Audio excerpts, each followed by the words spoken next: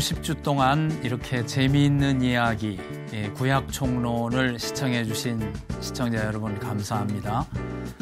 긴 시간 동안 이렇게 많은 관심으로 성경을 같이 공부해 주셨는데 오늘 이제 마지막 시간이 되었습니다. 오늘 소선지서 12권을 한꺼번에 공부해 보겠습니다.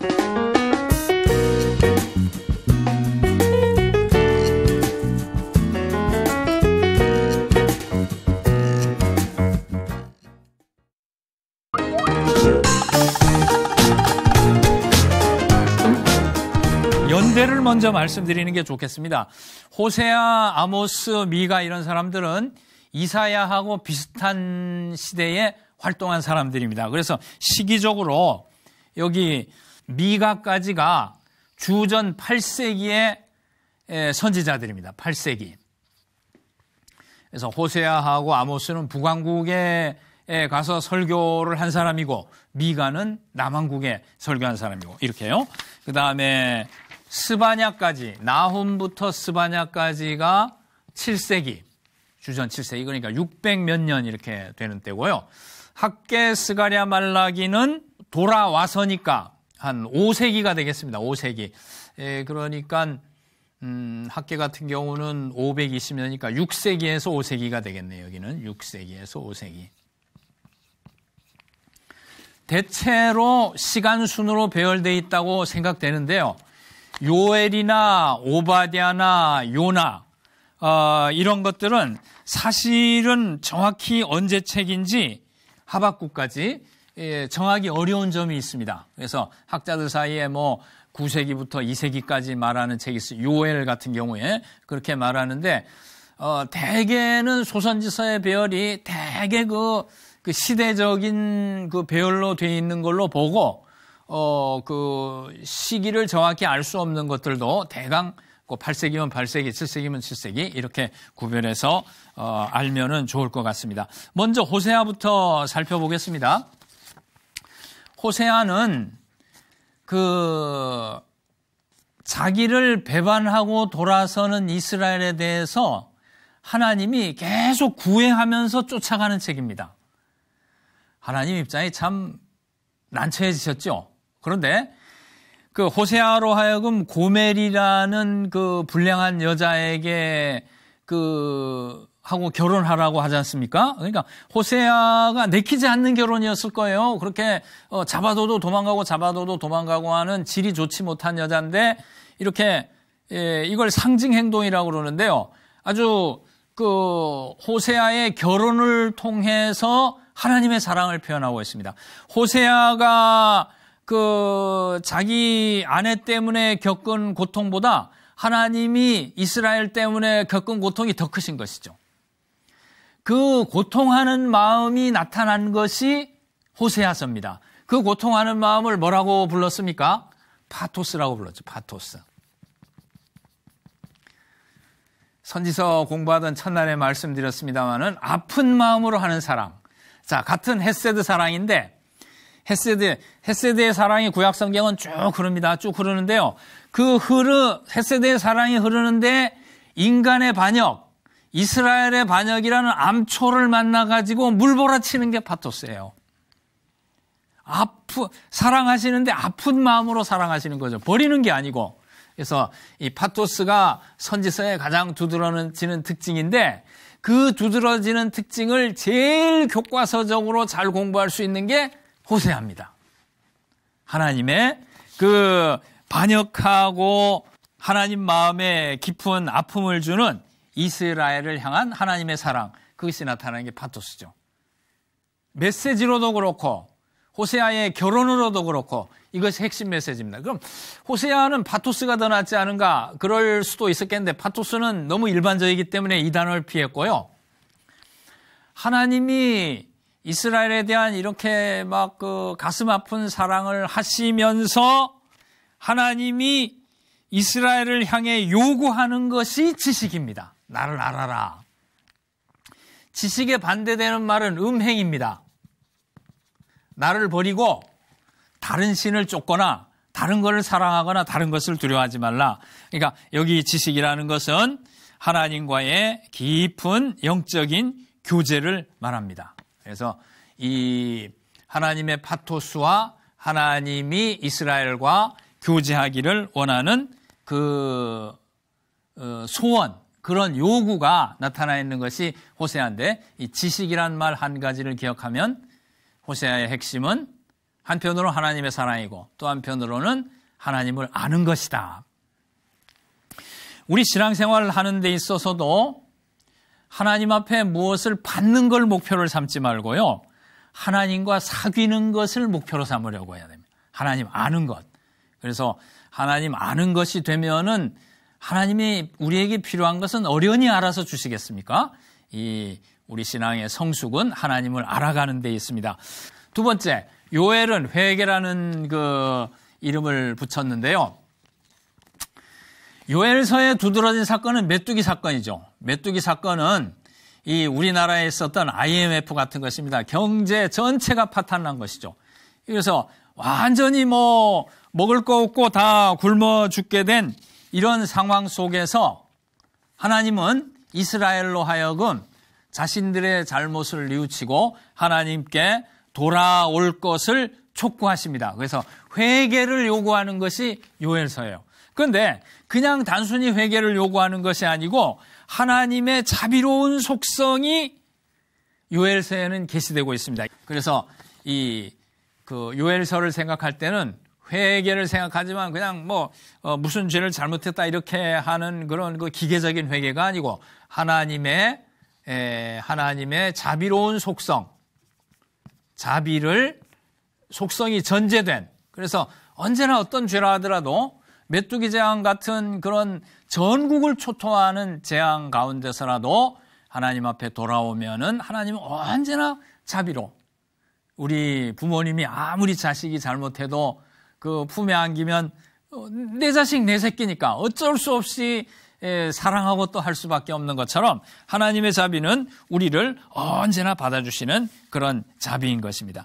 자, 그런 점에서 볼 때에 이 회개란 것은 하나님의 자비의 성품을 새롭게 깨닫고 이게 신약적으로 말하면 십자가 사랑의 은총으로 다시 돌아가는 기회가 되는 것이죠. 요엘서가 놀라운 것은 이런 그 회개가 촉구되고 회개함으로써 이스라엘이 회복받은 그 기록이 있을 뿐만 아니라요.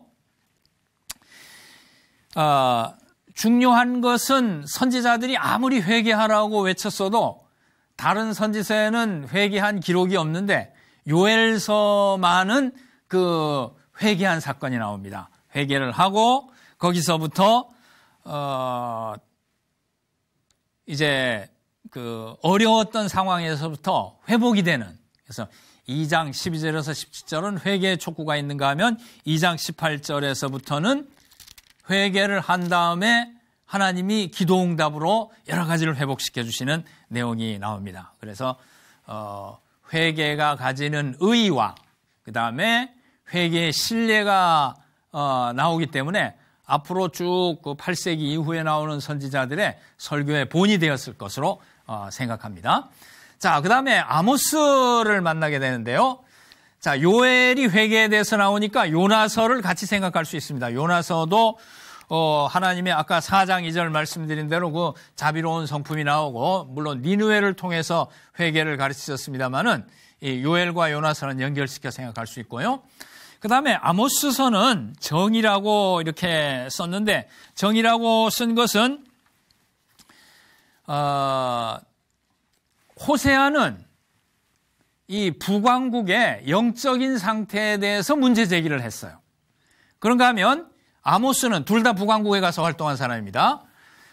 둘 다 북왕국의 선지자인데, 아모스는 그 북왕국의 그 도덕적인 면을 다뤘어요. 10계명으로 말하면 1계명에서 4계명까지의 초점을 가지고 설교한 사람이 호세아고, 그 다음에 5계명에서 10계명까지 가지고 설교한 사람이 아모스라고 볼 수 있는데, 호세아는 영적 측면, 아모스는 도덕적 사회적 측면을 말했는데, 그 도덕적 사회적 측면을 말하는 것이 이제 정입니다. 아모스서는요, 힘 있는 사람들이 약자를 그 괴롭히는 것에 대해서 굉장히 많이 문제 제기를 하고 있습니다. 하나님은요, 사회가 망가지는 것을 원치 않으셨어요. 그리고 언제나 힘이 있게 되면 그것을 가지고 자기 이익을 추구하게 되는데, 약한 사람들과 더불어 살아가는 것이 하나님 나라인 것을 가르쳐 주시는 책이 바로 아모스서입니다. 1장, 2장에 보면 주변 국가들이 아주 잔악한 행동을 하는데, 그 모두가 유다나 이스라엘이 율법을 지키지 않고 사회를 망가뜨렸기 때문에 본이 되지 않아서 세계가 이렇게 잔인하고 험악한 곳이 됐다, 이렇게 꾸중하시는 걸 볼 수 있습니다. 그래서 우리 선민 내지는 교회가 가지는 책임이 큰데, 자, 이 부분은 조금 말씀드릴 필요가 있는 것이요, 이 정의라는 것은 선민이 또는 하나님의 교회가 가져야 되는 창조적 책임에 대해서 말하는 것입니다. 저는 선지서가 굉장히 중요하다고 생각하는 것이요, 기독교를 기독교 되게 하고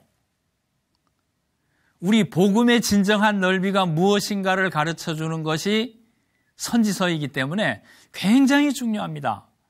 성경어는 다른 곳에서 다 말하죠. 말하지만은 아주 뚜렷하게 인지하기 어려운 것을 선지서가 말해줘요.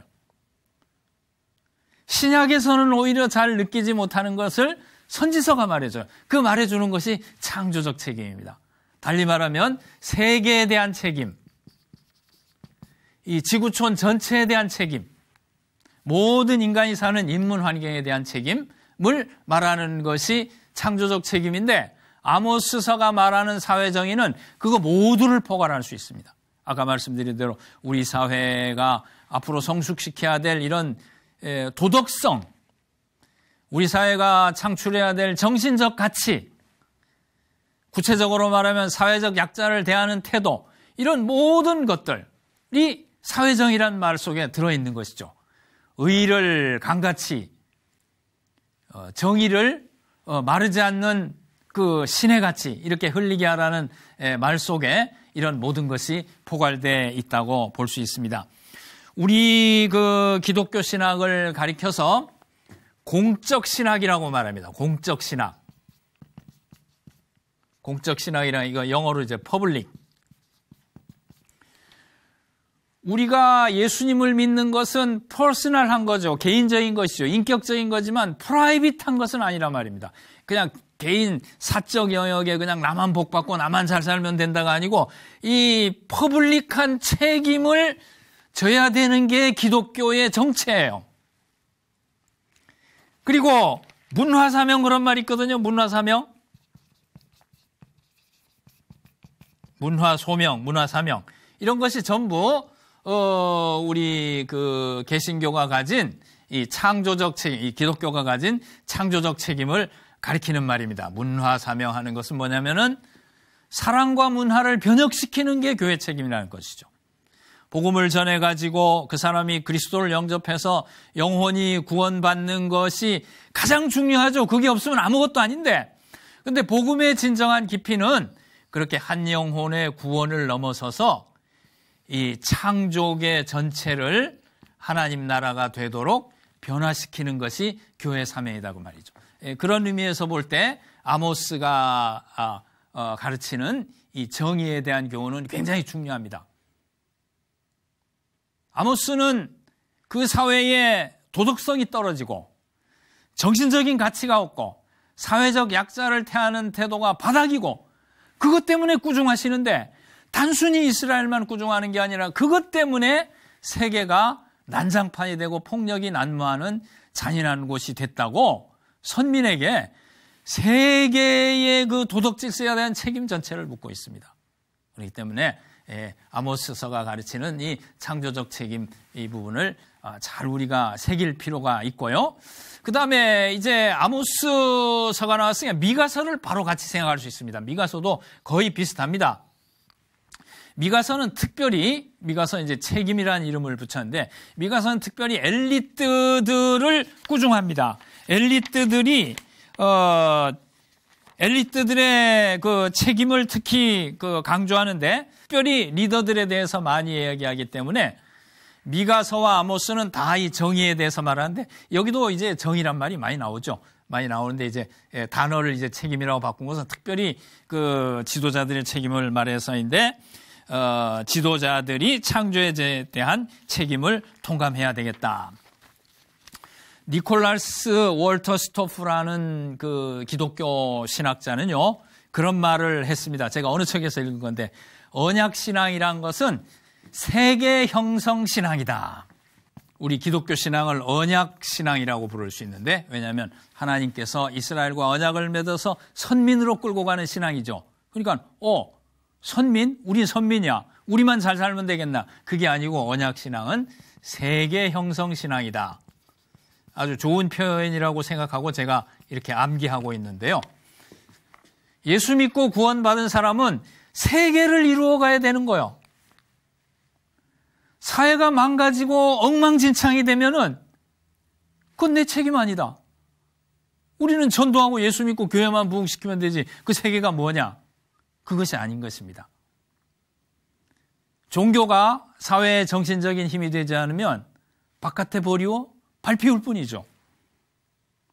우리 기독교 신앙이라는 것은 세계에 대한 책임을 동시에 지고 있는 것입니다. 그래서 아까 말씀드린 대로 이 창조적 책임을 말하는 이 부분에 대해서 우리 기독교인들은 그 책임을 느끼고 책임을 통감해야 되겠다. 이렇게 아모스와 미가를 봤고요. 그 다음에 오바댜하고 요거 이제 21절밖에 안 되는 제일 짧은 책인데요.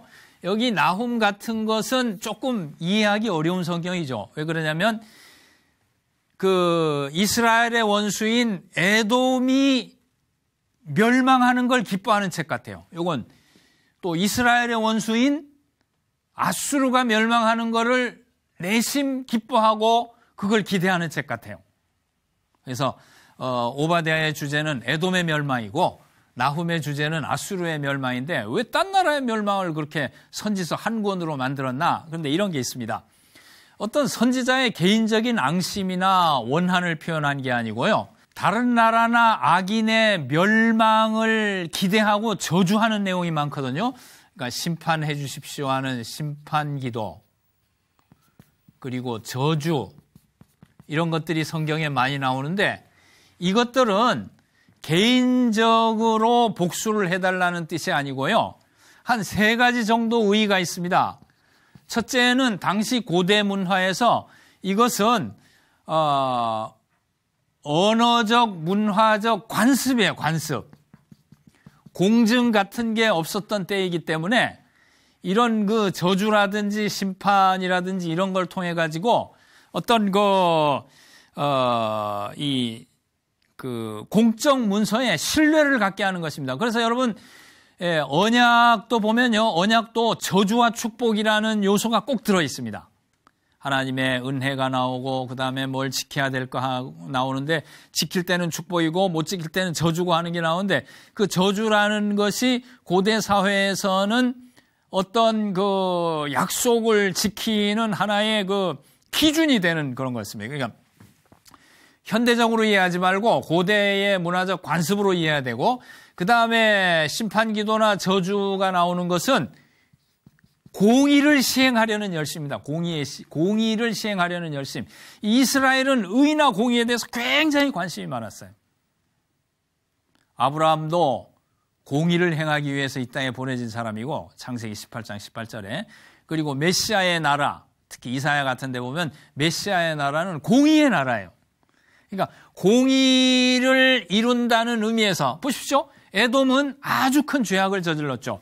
자체로도 죄악을 저질렀지만은 이스라엘을 향해서, 예루살렘을 향해서 너무 나쁜 죄악을 저질렀습니다. 아수르도 그렇습니다. 그러면은 그 악한 세력은 공의의 심판을 받아야 되는 거예요. 이제 그런 이런 공의에 대한 열심이고, 이런 공의 시행에 대한 열심이 결국은 하나님 나라의 전진, 하나님 나라의 전진을 가져옵니다. 그러니까 이런 좀 심오한 신학적 의미가 있습니다. 그래서 이 오바댜와 나훔은 그렇게 이해하시면 되겠습니다. 왕국이라는 것은 오바댜가 멸망함으로 하나님 나라가 선다. 그런 메시지니까 왕국이라는 이름을 붙였고, 나훔은 뭐 이거를 복수라고 할 수도 있는데요. 여기는 왕국이란 말이 제일 마지막 21절에 나오기 때문에 그렇고, 나훔에는 복수란 말이 많이 나와서 이렇게 붙였습니다. 근데 사실은 성격이 비슷해요, 두 개가. 또 복수도 단순히 개인적인 원한의 복수가 아니고 그것이 공의를 시행하는 것이고 하나님 나라를 진작시키는 것입니다. 예, 그렇게 이해하고, 요나서는 굉장히 어려운 책인데요. 여러 가지로 어렵죠. 선지자란 사람이 불평이나 하고 도망가고, 하나님 하시는 일을 그 하나님의 대언자로 해야 되는데 하나님과 이제 맞붙어서 이렇게 불평하고 싸우고, 또 니느웨 같은 나라는 결코 회개할 것 같지 않은데 뭐 그냥 전면적인 회개를 해버리고, 굉장히 어려운 책입니다. 어려운 책이고, 마지막에 가서도 선지자가 제 기능을 하지 않고 하나님과 갈등하고, 그래서 상당히 어려운 책인데, 전체적으로 요나서는 이렇게 선지자의 그 하나님의 경륜을 이해하지 못하는 걸 고발함으로써 이스라엘의 편협한 민족주의를 스스로 반성하는 거예요. 그래서 이것은 자기 반성, 셀프 크리티시즘 이런 말을 붙여도 좋은데, 그렇게 붙일 수도 있고요. 여기 잡이라고 붙인 건 뭐냐면은 니느웨가 회개했잖아요. 그리고 회개한 니느웨를 하나님이 용서해 버리시잖아요. 4장 2절에 보면 아까 요엘서 2장 13절에 나온 대로 하나님은 은혜로우시고 자비로우시고 노하기를 더디하시고 인자가 크시고, 그런 그 요나서에는 인간의 계산, 인간의 기대를 초월하는 하나님의 자비가 나옵니다. 우리 자신을 돌아보면 우리 자신을 아수르보다 낫다고 할 게 없죠. 우리 자신도 하나님 앞에 받아들여질 수 없는 우리들인데, 인간적인 계산, 인간적인 기대를 넘어서서 하나님의 사랑을 받는 것이죠. 그래서 자비라고 이름을 붙였습니다. 그래서 요나서는 첫째는 하나님의 자비에 대해서, 하나님의 무슨 자비? 상상을 초월하는 자비.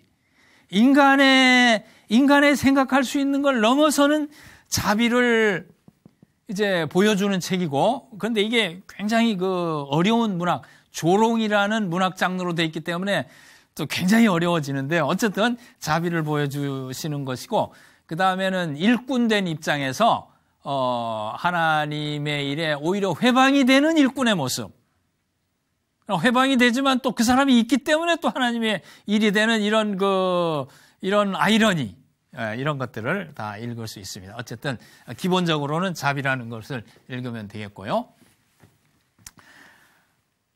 하박국, 야, 전부 어렵고 전부 다 재밌는 책들인데, 신정론이라는 말 별로 못 들어보셨을 것입니다. 신정론이 뭔가요? 신정론, 이거 세오, 하나님, 디카이오스, 하나님의 의인데, 하나님의 의에 대해서 묻는 것이 신정론입니다. 두 가지 질문을 합니다. 첫째, 처음 묻는 질문이 뭔가면은, 하나님, 유다의 불의와 폭력이 이렇게 창궐하니 이거를 어떻게 하시겠습니까? 그러니까 하나님이 대답하시기를 바벨론으로 심판하겠다. 바벨론을 불러와가지고 너희들 치겠다. 이렇게 대답하셨어요. 그러니까 괜히 질문을 했다 싶은 거예요. 더 놀랬습니다. 그 다음 하는 질문은 뭐가 되냐면은, 아니, 바벨론은 우리보다 더 악한데 그 바벨론을 가지고 선민을 심판하면 어떻게 됩니까? 두 번째 신정론의 질문이죠. 그렇게 질문하니까 하나님께서 이번에는 그래, 내가 갈대아도 내가 처벌할 것이다. 그렇게 나갑니다. 그래서 1장에 보면은 첫 불평, 하나님의 첫 응답, 그 다음에 둘째 불평, 그 다음에 2장 1절에 10절에 하나님의 둘째 응답이 나오는데요. 그 두 번째 응답까지 받은 다음에 어떤 과정을 통해서인지 모르지만 하박국이 깨닫고 하나님 앞에 찬양을 하게 됩니다. 항상 이 신정론에 대한 질문의 결론은 뭐냐면은, 하나님의 통치는 우리 계산을 넘어서는 수준에 있다는 것입니다. 이것은 욥기와 전도서도 마찬가지죠. 우리가 보기에는 도저히 이해할 수 없는 것인데, 하나님은 우리의 인지 능력을 넘어선, 그러면서도 의의 통치를 하시는 그런 분이라는 것을 가르쳐 줍니다. 이런 메시지를 주는 것이 이제 하박국이고요. 자, 스바냐는 분노라고 했는데 므낫세 왕이 55년 다스렸거든요. 므낫세 통치기를 지나면서 아주 유다 땅은 영적으로 초토화되고 말았어요. 완전히 우상의 나라가 되고 말았어요. 그래서 유다가 망한 건 므낫세 때문이라고 하죠. 그 므낫세 말기가 끝나면서 스바냐라는 사람이 그동안 한 100년 동안 예언이 없었는데 100년 만에 나타나가서 한 그 선포가 이제 스바냐서입니다. 스바냐서인데 하나님은 의로운 하나님이시고 죄악을 두고 보실 수 없고, 그래서 하나님의 그 백열의 분노라고 하는데요. 이렇게 분노가 표현될 수밖에 없다. 자, 분노라는 것은 정의의 하나님이 악에 반응하는 방식이에요. 그러니까 스바냐는 결국 무엇을 가르치냐면은 하나님은 정의의 하나님이다. 이런 것을 가리키고, 그 다음에 여호와의 날이란 말이 나오는데 그 역사의 그 종말을 말하는 건데, 역사의 종말 때에 정의의 하나님이 모든 옳지 않은 것을 바르게 하신다. 그런 의미죠. 네, 스바냐. 자, 이렇게 해서 포로전 선지가 다 끝납니다. 그리고는 학개, 스가랴, 말라기 이렇게 이어지는데요. 학개서에 보면은 그 학개의 격려를 받고 성전 건축을 안 하고 손을 놨던 사람들이 성전 건축을 함으로써 영적 부흥이 일어나죠. 영적 부흥이 일어난 결과는 성전의 영광이 돌려지고 백성이 복을 받고 메시아의 약속을 받게 되고 하는 이런 아주 고무적인 내용들이 나옵니다. 그래서 한 일생 동안 사역하면서 이렇게 낙심한 민족에게 활력을 불어넣은 사람은 학개밖에 없다고 그래요. 다른 사람들은 다 꾸중하고 뭐 그렇게 또 이스라엘이 순종하거나 따라한 적이 없습니다. 근데 학개는 목회 성공한 사람이죠. 이 아주 그냥 이렇게 우리가 보통 쓰는 말로 할 것 같으면 아주 백성들이 잘 따르고 이렇게 부흥을 경험했어요. 스가랴는 학개하고 같이 성전 건축을 독려하긴 했는데 좀 더 종말적인 그 시기를 봤습니다. 그래서 성전 재건을 독려함과 동시에 이스라엘을 인도하시는 그리스도의 최후 승리를 바라본 사람입니다. 자, 말라기는 제가 존경이라고 붙였다가 인내로 이제 그 강의 직전에 바꿨는데요. 말라기의 문제는 뭐냐면은, 자, 성전 건축까지 해가지고 웬만큼 시간이 지났는데 이스라엘 백성들이 전부 지쳐버렸어요. 왜 그러냐면 선지자들이 예언한 것 같이 이스라엘이 위대한 국가가 되는 것도 아니고 뭐 국제 정세가 바뀌어가지고 뭐 이렇게 형편이 나아지는 거예요. 국제 정세는 변화가 없고, 그래서 실망하고 무관심하고, 그래서 냉담해가지고 하나님께 대한 예배가 아주 소홀히 되었습니다. 그래서 하나님을 무시하는 지경에 이르게 됐어요. 하나님이 화가 나신 건 뭐냐면 무시하지 말고 나를 존경해라 하는 것이 말라기의 메시지입니다. 근데 존경인데 무슨 존경이냐면은 하나님을 향해서 낙심하지 말고 계속 예배를 잘하면서 메시아가 와서 이룰 크고 두려운 날을 기다리라는 거예요. 인내함으로. 어둠 속에서 의의 태양이 떠오르기까지 4장 2절에 보면 의의 태양이 떠올라서 치료하는 광선을 바란다 그랬는데요. 400년 침묵이 지난 후에 메시아가 그리스도가 오셔서 그 의로운 태양으로 오셔서 자신의 의를 자신을 믿는 백성에게 나눠주는 그 날이 오기까지 인내하라는 말씀이죠. 그래서 학개는 성전 건축, 말라기는 하나님께 대한 바른 존경을 가지고 예배하면서 기다릴 것을 말하는 것입니다. 말라기가 이렇게 바른 예배를 통해서 메시아의 시대가 오기를 기다리라는 것은 성경의 제일 마지막 책으로 적절하죠. 메시아가 오기를 이렇게 기다리는 것입니다. 예, 짧은 시간입니다만은 이렇게 지식, 회개, 정의 이렇게 하면서 부흥, 승리, 인내 이렇게 키워드로 소선지서 12권을 살펴보았습니다. 그 말이 그 말 같다 이렇게 생각하지 마시고 다 특색이 있고 다 깊이가 있고 다 재미가 있습니다. 얼마나 재미있는지 모릅니다. 그래서 요 키워드를 중심으로 소선지서를 다시 한번 읽고 새롭게 이해하는 그런 기회가 되시기를 바랍니다. 선지서를 어렵다, 어두운 책이다 생각하지 말고 선지서를 읽으면서 적어도 3가지는 기본적으로 직접적으로 은혜를 받을 수 있는데요. 첫째, 우리의 부패성 그리고 우리의 반역성을 언제나 읽을 수 있다. 그렇죠? 나 자신을 비추기에 선지서처럼 좋은 거울이 없습니다. 두 번째, 선지서에서는 하나님의 사랑을 직접 읽을 수 있다.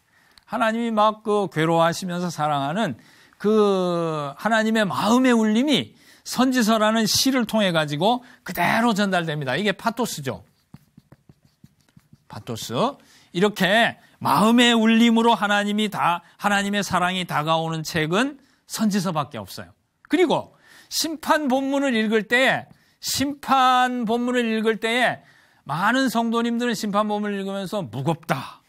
왜 이렇게 부정적인가 이렇게 생각하지만은 이 심판 본문을 읽을 때 아이러니하게도 이 심판 본문은 바로 십자가를 가리키는 것입니다. 왜 그러냐면 전부 부패한 사람들이죠. 부패한 사람, 분노란 이름이 있을 정도로 스바냐 같은 경우 이렇게 부패한 사람들인데 그 부패한 사람들을 향해서 하나님이 심판을 선포하시는데 놀라운 것은 뭐냐면은 이 심판은 십자가 위에 다 넘겨졌잖아요. 그러니까 심판을 볼 때마다 우리는 십자가의 은혜를 깨달을 수 있는 것입니다. 나의 반역성과 더불어 십자가의 은혜를 깨달을 수 있습니다. 세 번째, 선지서에서는 무엇을 우리가 읽을 수 있냐? 선지서에서만 얻을 수 있는 은혜를 말하는 거예요. 창조적 책임.